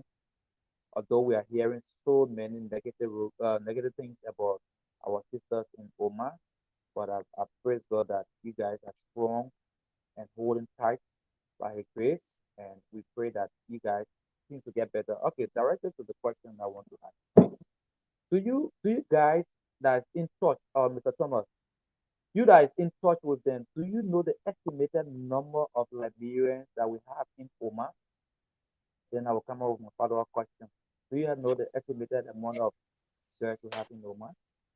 Or right now, for all those Liberians that I've been talking with in Oman, and we had the Liberian community in Oman chat room, and right then we have up to almost 300 Liberians in Oman, and there are some of them, they are not part of any chat room because I have so many chat rooms that I talk with Liberians, and some of them they are in the official Liberian community chat room.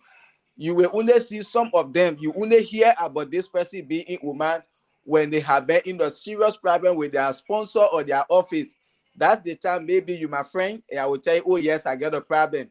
And then you will come to the chat room. Oh yes, XYZ had a problem. Some people, they been in Oman 6, 7, 8 months. They don't have time to be in no chat room. But I'm aware we have up to 300 Liberians in Oman that I've been talking with, and I'm still talking with them. Apart from those that went by. Okay, you have 300 Liberians that you are aware of. Okay, a follow-up question to that. Well, you know that the aspect of our agencies in Liberia sending our sisters to Oman is trafficking. We have to name and shame them and make our government to know that the guys are not doing the right thing. Can you guys provide some information about the agency in Liberia that we can able to get in touch with few of our friends that we have on the ground to provide their name, that they can be arrested, taken to court, able to provide some information about our sisters in Oman? Do you have any of the agency contact in Liberia? Uh, yes, in regards to that, when I started this Oman issue, excuse me, that's the first thing I started doing, because I can be here happy sleepless night, sleeping in my living room because I cannot go upstairs to sleep because I had to be on the phone in Oman. And those people who sent those children in Oman should have been the one. When those children have problem, they call them, oh yes, I have problem with my sponsor, I have problem with my agent. You supposed to call them directly and make sure that problem is solved. But the moment you call the agent in Liberia, I have a problem with my agent, I have a problem with my sponsor, they block you. And I get so many names upon names to the human trafficking office in Liberia to see how they could arrest some of those people. But all what I did, it was like, I see it like they were making money out of my information. Someone will come to you, okay, yeah, you send someone in Oman, we are coming to arrest you. But you know why you can do this, and we can, I'm a Liberian, I know why we can do that. I have so many names that I send agents upon agent.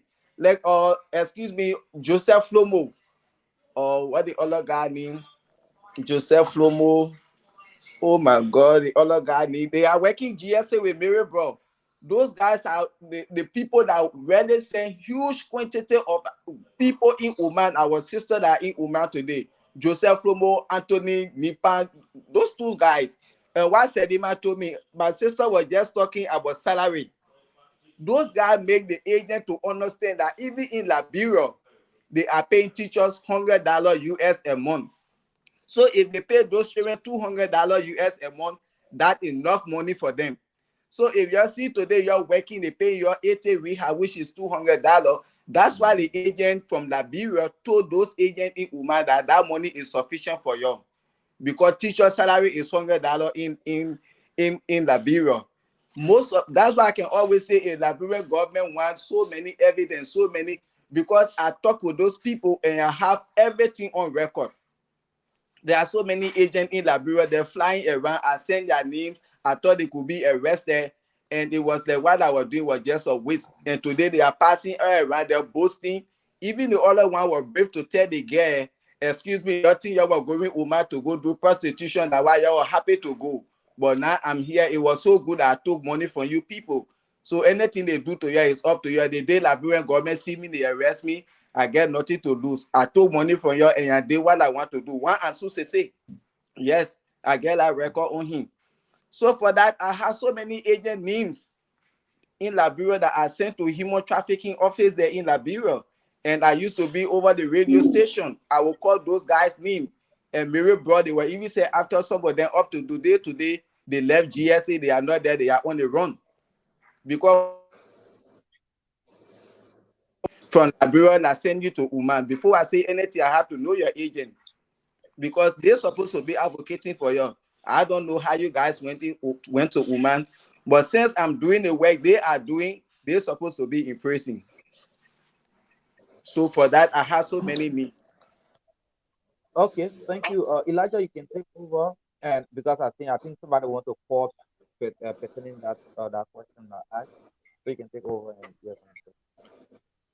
Yeah, thank you. I think because we are running out of time, so he provide a lot of information when it comes to the agency.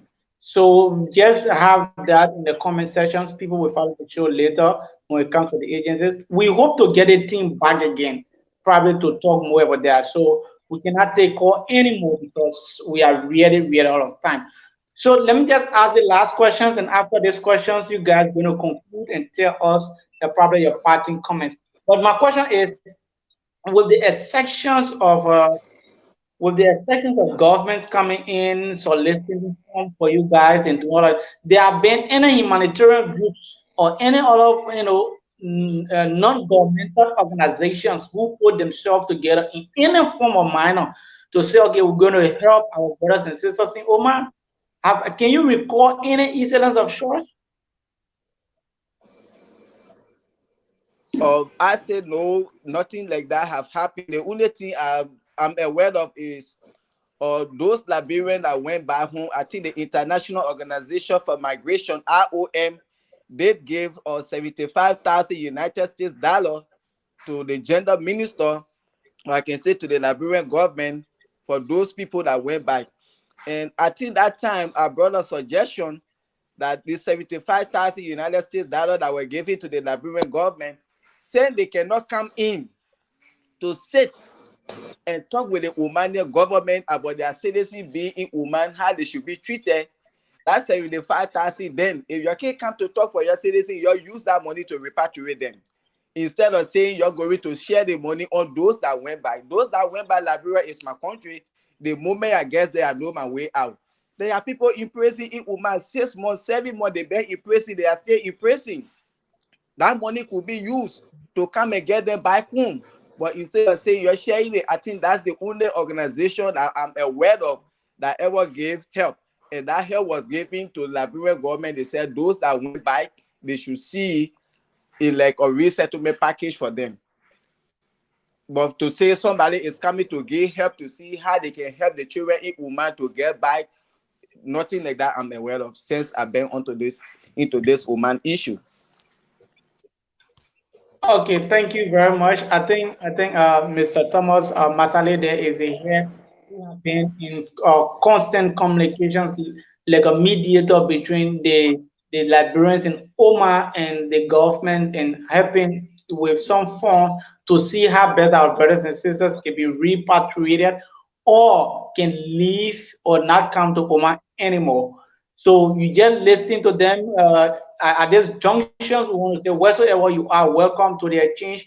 All we want you to do, please hit the share button, share the show, share the platform. We'll be coming out with more interesting information. Like I said, we're going to try our possible best, humanly possible, to get the Consulate General from Dubai to come on the show, to appear on the show, because he is the one that he is the direct link between the governments of Dubai, Liberia, Oman, and Dubai. So we need him to tell us what is happening, why our sisters and brothers are going through these kinds of situations, and nothing have been done, and no repatriations, and you guys are not talking about improving the working conditions with them. So we're going to ask you guys for probably 1 minute each for the parting comments. You just tell us probably in the concluding remark, and then we can call this a day. And the rest of the panelists, we are going to stay on the show for 5 minutes to analyze the talking point. So we're going to start with one meal, because we kept them mute. My man, they think about y'all. They think about our sister then. I didn't want suffering. I didn't want talking to. So we're going to start with one meal to give his parting comments. Then from there we can take our sister, let the ball go around, and then we'll call this a day. Okay. Am I live? Camera is off. The camera is off, so we don't know. Joshua, your camera is off. Am I live? Hello. Are you walking in the street? Are you walking the street? I'm My trying to man, go home. Okay, but then you can turn your camera What? off. You can turn your camera off. Turn your camera off if you are walking in the street. Go ahead. Okay, okay. First, I want to say thank you to the Exchange Forum for what they have done for us today. We don't know how to say thank you or repay them. And I also want to take this time to call on every humanitarian, our government, and whosoever that is willing to work alongside with us to get this community established. I overheard my sister then talking of the other nationals. Let me let you know something of the Filipinos. Before these people come to this country, their government and the government in know of their coming, they sign for them. So people don't just make fun with them here. They know everything about them. So this is the reason we hear all talking. It's not that we don't have other people that want to come and help to get these things established. We know that waiting humanitarians that are waiting out there. Even when they come, we still need our government attention. So we are pleading to everyone to help us to come in, at least so this community can be established. Most of our sisters, when you ask them individually, they'll tell you that before I came to Liberia, I gave all of my things I had. I even sold my properties just to get this money to come here. And going back, it will be shameful. All they need is a good workmanship and a good life. That's all. And I can tell you that the complaints that are coming from this country, if only these things can be, I can tell you that we will not have it. They say prevention is better than cure. To repatriate everyone from here is not easy. And not everybody willing to come. There are some people when you enter their DM, ask them, when the government comes to go, they will tell you, say that the government can't direct me. Because they know where they came from. You left your home to come and seek a green pastures. We all need our government and those that have the heart to help to come in to get this community established. Thank you once more, Exchange Forum. I rest my case.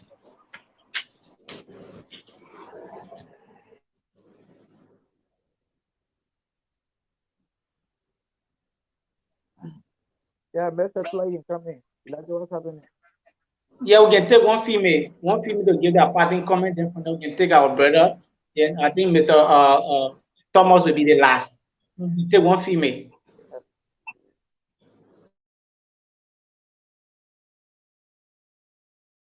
Muted. You are muted. You are muted here. Vivian, you are muted.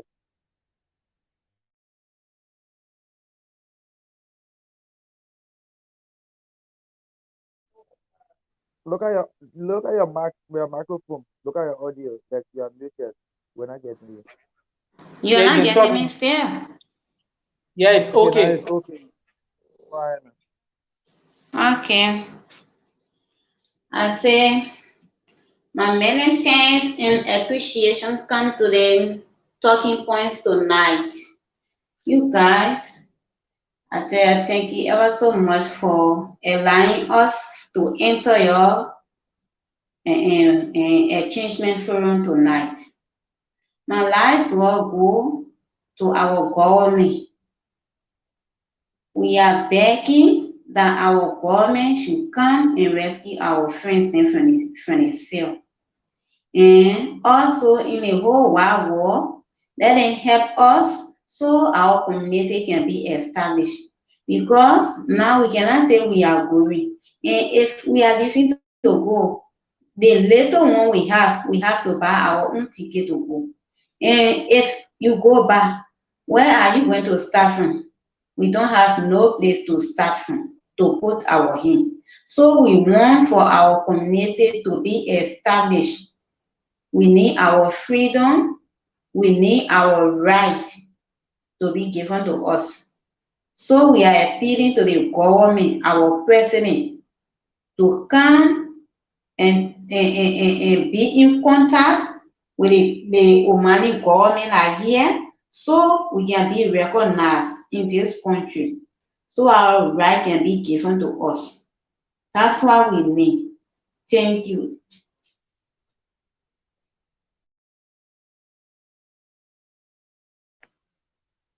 Okay, our brother, our comment can come there.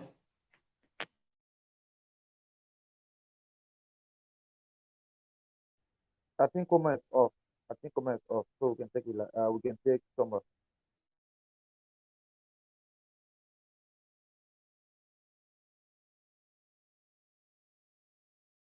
Thomas, we can take you. Comment is off. Thomas, you can come in. Okay, yeah, first of all, I do appreciate you people at least for coming in to know about the situation in Oman and what is happening there and where are we now. Because we have cried, and we can't hear anything from our government. So we are trying to see how we can get a community established in Oman as well, just as Dubai. So our sisters in Oman can work freely because it is against Oman labor law. No one is allowed to work for more than 8 hours. No one is allowed to work for more than 5 hours. And they are there working, they are seeing their friends, they are having days off, and what have you, they are paid good salary. So even if our sisters, they say, okay, we are still going to pay them 80 rehab, but at least they should be treated fairly according to the labor law, wherein you can work for 5 days in a week and you work for 8 hours a day, wherein you will be able to rest and you should be able to get a day off. So you people coming into to know what is happening in Oman, we do appreciate, and we pray that this shouldn't be the end. Yeah, as Africa 24 came in and they are working along with us to see for us to achieve our goal by establishing a Liberian community in Oman. And we appreciate your coming into, and we pray that you work along with us for us to achieve our goal. Once again, I say thanks and a very big thanks to you all.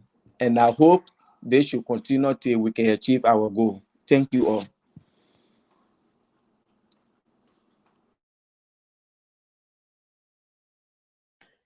Okay, we take Vivian, then we let go our guest. We'll take Vivian for a parting comment, then we'll let go our guest this time, and then we can analyze the show. The panelists can analyze the show. So Vivian, come there, then we'll let go our guest this time. Vivian is already off. I'm being enough, Vivian. Yeah, okay, come in, please. Okay, Kula, message. Yeah. Yes, I want to say thanks to you guys, thanks to the media for allowing our cry to be heard worldwide. So, my party comment is we want for the government to come help us to establish our community. Thank you.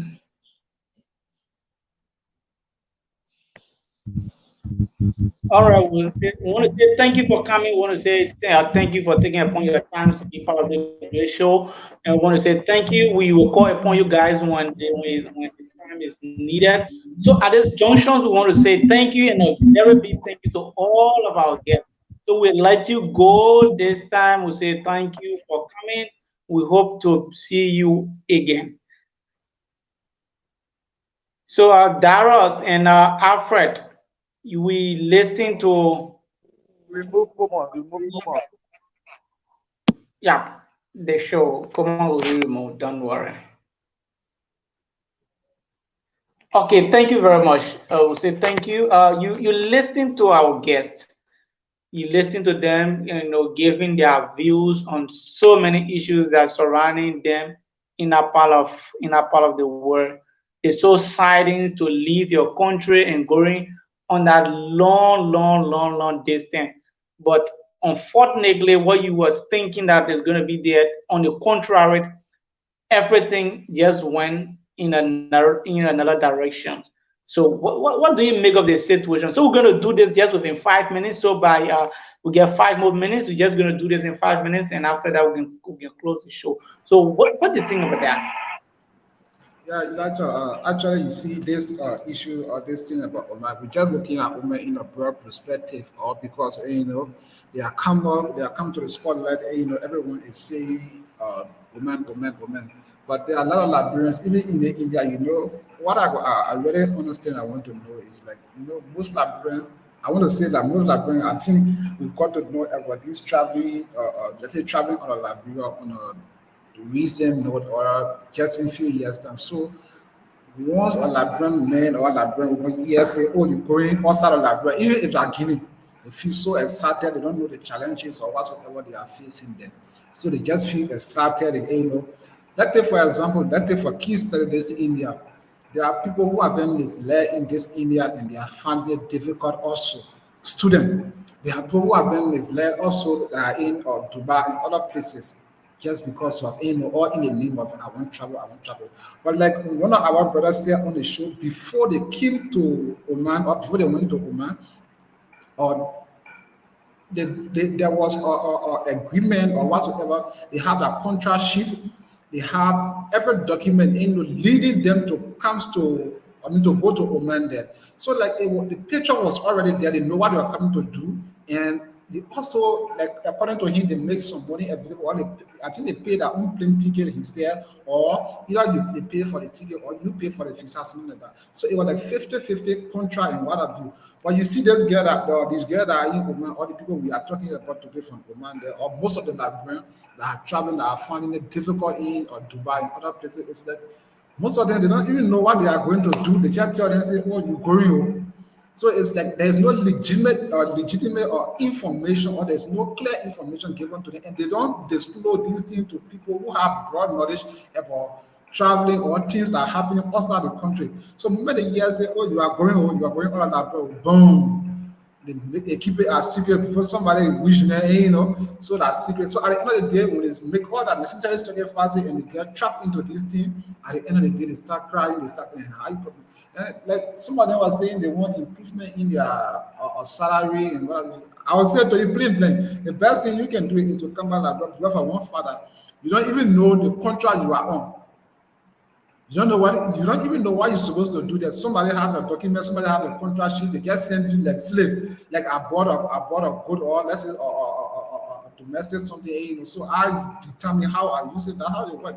They don't know what they are doing there, they don't know what they're supposed to do there. They are blind to everything that are happening, everything is happening behind them.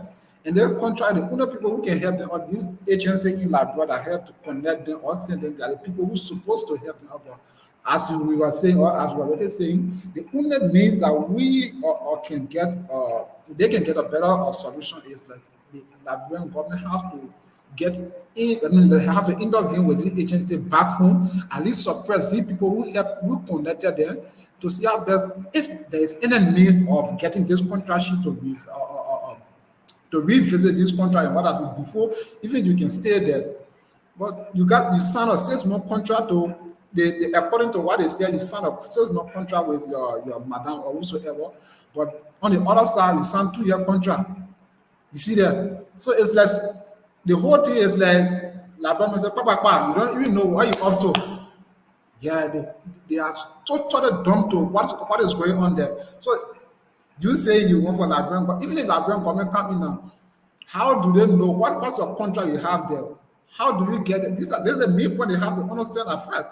Like for the we were saying, you see this guy, they have their contract sheet, they have their place to sleep, they have their day off and all that because they went through the Redford channel, they followed the direct agreement or the contract that was supposed to be given to them. But they, I was getting just went on there, no contract, they just went on, somebody signed a contract behind here, somebody did whatever they're supposed to have done, and then they just send it. How can you send somebody from Labrador and tell you, say, hey, you that sold all your property, your things, and what have you, at the end of the day, you're going to make 150, the 150 center coming on time, you're working from morning to night. So that's it, bro.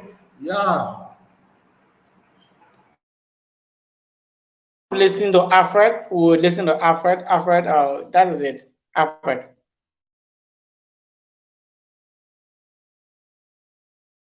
Alfred, you have to mute. You have to mute. You have to mute. Okay, sorry. I just unmuted. I was muted. Yeah. Every time I listen to these stories from our girls in Oman, I just feel like we are our girls are really suffering. Our girls are suffering. We have to press our government to come in. One of the things I really took from them, few of them are caught and the ones that were on the show, they don't want to go back, they want improvement. But Dara said it. You don't know your contract. How will you get improvement? Like the Philippines, like the Gambia, like uh Rwanda, before the guys go to Oman, they sign the government to government contract. The government are people that are dispatching these girls to Oman. So they are government to government contract, so they get the necessary benefits that they have to get. But our agents say in Liberia, they are very wicked. We are very wicked in Liberia. Let me go on this tonight. We are very wicked to one another in Liberia because we want our own ourselves greed. We want ourselves academia. We just put our sisters into trouble by help say we are telling them. And our sisters too, when they hear about travel, they hide it from their friends. If you are traveling and you tell me, say, oh, I want to go to this place, I will give you an advice. This place you are going, do you know what is happening there? Have you ever seen, have you heard from someone that is on the ground? Then you will know. But most of the time, if you listen to the testimony of those that are very repatriated to Liberia, they will tell you when they reach to the airport in Kenya or Ghana or Ethiopia, they stop them. He said the place you are going is not good. But our sisters will say, you want to stop my opportunity. It's very bad. You think if somebody wants to stop the opportunity, they will stop you went to a foreign country that don't know you. At the airport, the people will say, no, the place you are going, we don't want you to go back. Like a testimony I listened to for one of the returnees. She said when she went to Kenya, the guy told her, no, don't go. I will pay you. Whatever you spend, I will give you the money to go back to Liberia. Go back. But she insisted that she want to go. And she left. What happened to her? She went, she bothered with the situation. Her finger got broken. She got ill treated. She got sick. Now she's back with nothing. So I think, and to our government, we need to flag this issue every day to our government. It, all part of Africa, even all part of the world, we don't have consulate, we don't have embassy. It's very ugly for us. It's very ugly for Liberians. We are in India. I will so conclude, brother. We are in India. We don't have consulate. Since the consulate died, up to now we are crying to our government to send consulate to India. If your passport expire in India here, to get it back is very difficult. How you will manage? You have to go back home to get it. Or when you send it, you have to pay a huge sum of a month to get your passport. It's very awkward. We have to work on things. Liberia have to improve. Our government have to look at the welfare of the citizens up in and out of the country. But that is not happening. So we have to every day sing this song, every day. If our government is willing to help us, they will listen to our cry. Yes, for us, we are here on school business, so we don't have too much a problem. But most of our brothers said they have misinformation about India that they can't will work, they will go to school and work. Now, most of them are stranded. You have to show hands to them at times. So our government have to see reasons by helping us. So I will stop at this junction and we can call it a day. All right. All right. Thank you very much. You listens to the speakers. You listens to different views, different opinions from different points. So for me, I feel that the entire process there are just benefit in everything. There are just benefit, though they are going there, but I sure there should be some level of benefit. But we see these guys are like you guys are saying, right? They are signing some concessions agreement because they are actually signing in their interest. So I do believe there are certain amount a monthly monitoring mail can go directly to the agencies that send them, and certain amount can be given to them. So they are signing the interest, not in the they are signing the contract, not in the interest of our brothers and sisters, but they are signing it in their own interest. And it's very bad. You see, our brothers and sisters who are we call ourselves members of the diaspora, we are misleading our brothers and sisters on a daily basis, which is really, really, really bad. We have to desist from this, and if we want for Liberia to be better, we have to try to start trusting each other, and we need to try to start giving the right information out. Today you feel that okay, I donate to her, and then I donate to him because I want to get something. In return, remember, life have a very long way to go. If they not repay, we are evil because it said the evil man does shall live after him. If you are not being repaid, your children, generation, whosoever can will actually carry that burden. So on that note, we want to say thank you. Thank you so much. We say welcome to the exchange. Please help share this the local platform. We will now draw down curtain onto this edition. We are having our brothers and sisters in Oman. So on that junction, we want to say goodbye and goodbye for now. Want to say bye bye.